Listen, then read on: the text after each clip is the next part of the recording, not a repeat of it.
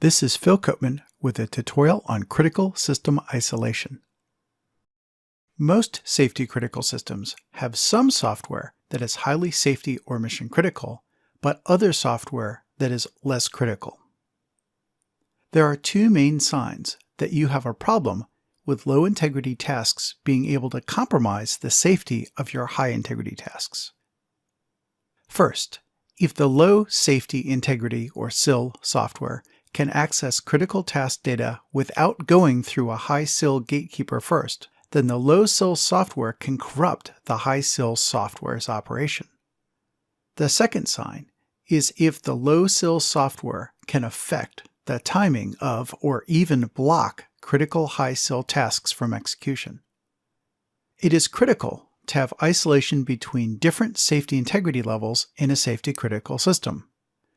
We'll consider the general case in which you have some lower integrity non-critical tasks, but also some higher integrity mission or safety critical tasks running in the same system, and make sure that the low SIL task cannot interfere with the high SIL task. In general, the lower SIL software is assumed to be able to compromise the operation of the high SIL software unless you can demonstrate isolation. For the purposes of isolation, the higher SIL software is presumed to be perfect for practical purposes, or you can think of it as trusted.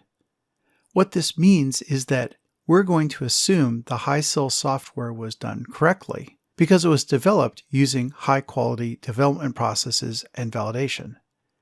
That's not to say it's perfect in a mathematical proof sense, but rather we're going to assume that the higher SIL software does not have any defects that matter, and use isolation to make sure that a concurrently running low SIL software doesn't degrade the performance of the higher SIL software.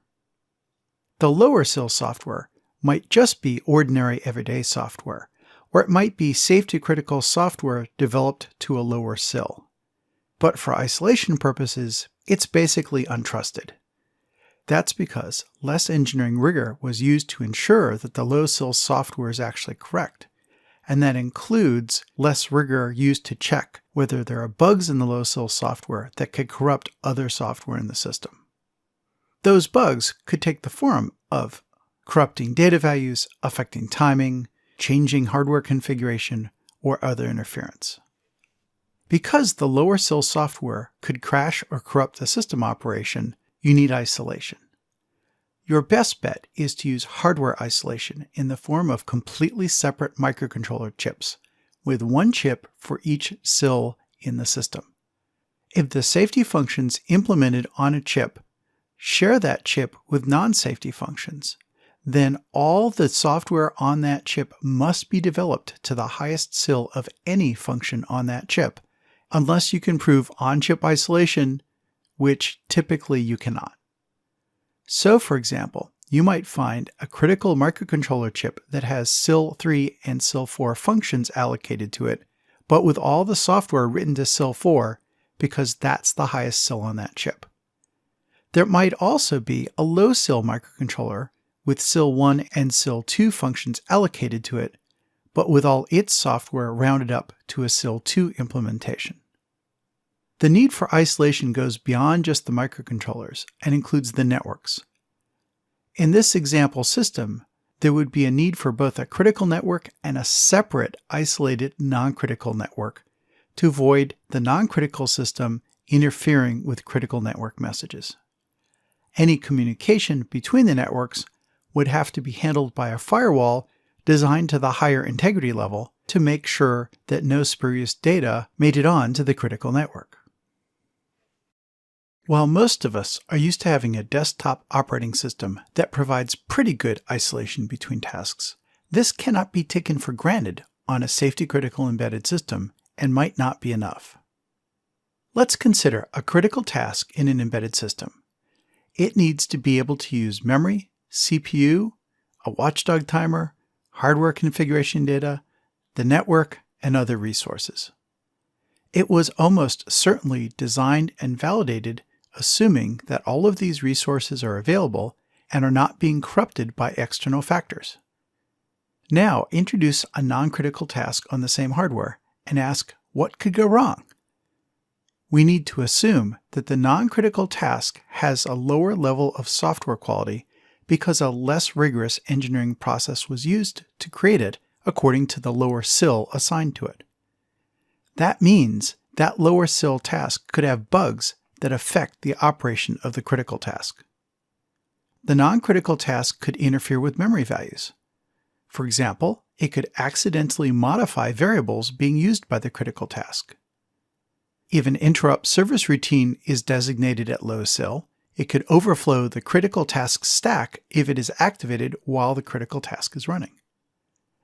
And a non-critical task could have a memory leak, exhausting heap memory so that when the critical task needs some memory, it suffers a runtime error due to heap exhaustion. Non-critical tasks can also interfere with CPU use. The non-critical task could, for example, run at a high priority and starve critical tasks so that they never get a chance to execute. It could also disable interrupts, delaying critical task interrupt service routines, or even the operating system's ability to switch tasks, thereby causing critical tasks to miss their deadline. A non-critical task could compromise the watchdog timer by, for example, kicking it in a tight loop even though the critical tasks are all dead, or even disabling the watchdog entirely so that the system will never reset even if everything dies. A non-critical task can corrupt system operation by, for example, changing the direction of a digital output pin used for critical operations to instead be a digital input pin. Finally, a non-critical task could send bogus network messages that spoof the values of critical messages simply by accident, causing the system to be unsafe. Of course, not all systems are exposed to all these problems, but the point is that these problems can occur, especially with low-end CPUs used in cost-sensitive products. To be safe, you need to be sure these problems cannot happen with your system. Mitigating interference between safety integrity levels is essential to preserve the integrity of the safety-critical functions for your system. The most straightforward way to avoid interference is to develop all the software in the system to be the highest sill of any function of the system. So for example, if you have one function at sill 4, then all your software has to be developed with sill 4 engineering rigor. With this approach, the idea is to increase software rigor so that it is improbable that there are any bugs in the system that affect safety because everything has been made safety critical. While conceptually simple, this can be very expensive, especially if only a couple functions in the system are safety critical and there's a huge amount of code that is not. The second, more common solution is to use hardware isolation by installing two separate CPU chips, one critical CPU and one non-critical CPU. This undoubtedly raises hardware costs, but can dramatically reduce software development costs as well as the chance for the system becoming unsafe due to a defect in the low-integrity software.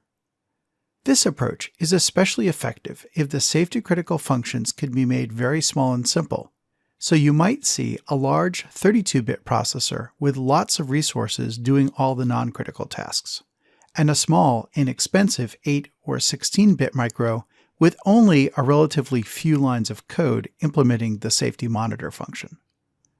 It is common to see designers say, well, why don't we just use a multi-core processor and we'll get isolation with only one chip because we have 2 cores. While in principle, you can pin the safety-critical tasks to CPU core 1 and the non-critical tasks to CPU core 2, that doesn't solve all your problems. It does provide some benefit, to be sure, but the problem is, once you get outside of the cores and their associated dedicated caches, the next level of on-chip logic, including at least the L2 cache and bus interface, are shared between the cores. That means the non-critical CPU core can interfere with the critical CPU's ability to access memory.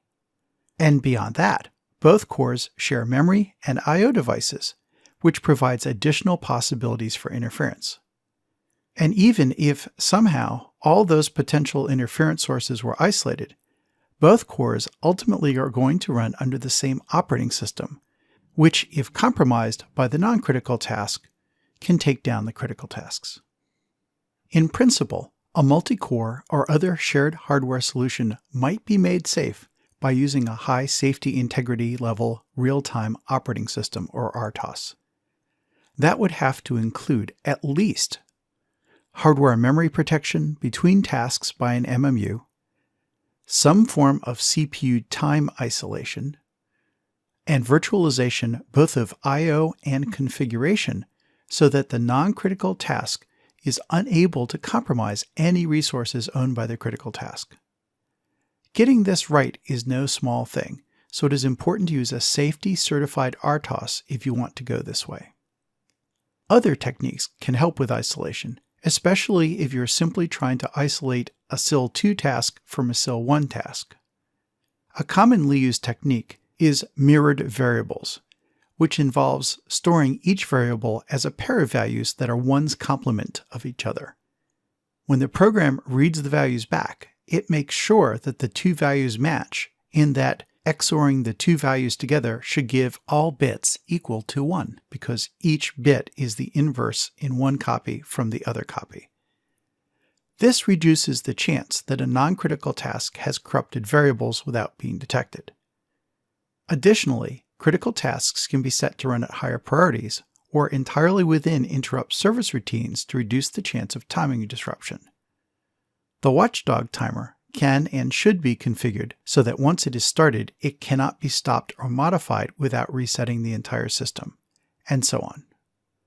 Some safety standards, such as IEC 60730, permit making the argument that the low-SIL software does not interfere with a high-SIL software. And that argument is often based on using these techniques and others like them.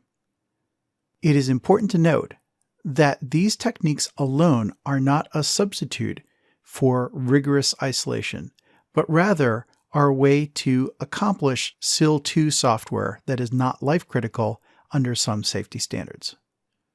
Nonetheless, these techniques can be very helpful as a second layer of protection even if you do have strong isolation.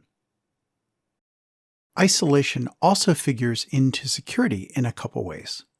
A good model for the lower SIL task is that it is more or less a malicious attacker on the high-integrity task. By that, I mean that even if it is a piece of software that is exactly what the system designer intended, it has a lower integrity level, so it is unacceptably likely to have defects. Those defects might disrupt higher SIL software in unpredictable ways, including things like memory corruption and timing errors. There is a problem for safety if you assume that the lower SIL software is not malicious. If you do that, you're making assumptions about what kind of faults are there, and those assumptions might not be realistic, especially for SIL3 and SIL4 critical systems. Anytime you make these assumptions, there is a risk that some seemingly innocuous update to lower SIL software will introduce a bug that attacks, for practical purposes, the high SIL software. This is why strong hardware isolation is always the best approach if you can do it. There are also implications for security. Isolation reduces the ability of an attacker who gains control of a low SIL system from being able to compromise the high SIL system. That attacker needs to get past the isolation. An example of this type of scenario is an attacker who gained access to a CAN bus via physical intrusion and was then able to change the speedometer to show 140 miles an hour and display a message on the dashboard while the system was in park. But because the same CAN bus that gave speed to the dashboard went to safety-critical parts of the vehicle, the attacker was also able to get control of safety-critical automobile functions.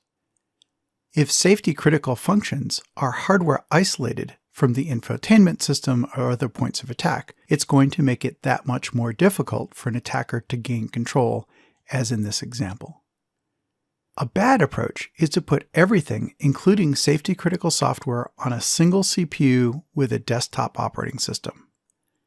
That does provide some isolation, but not nearly enough for life-critical applications, especially when you consider that a successful security attack will get into the operating system and compromise everything.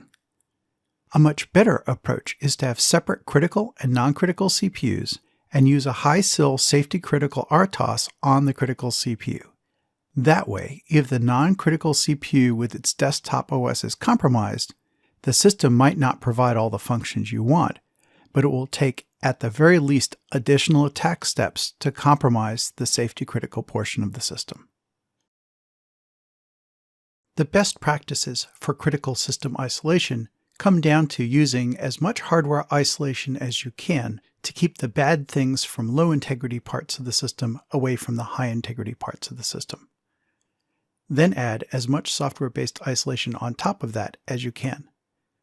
Make sure to consider more than just data value isolation, including CPU time isolation, the potential for corrupting hardware configuration, and any other form of shared resources.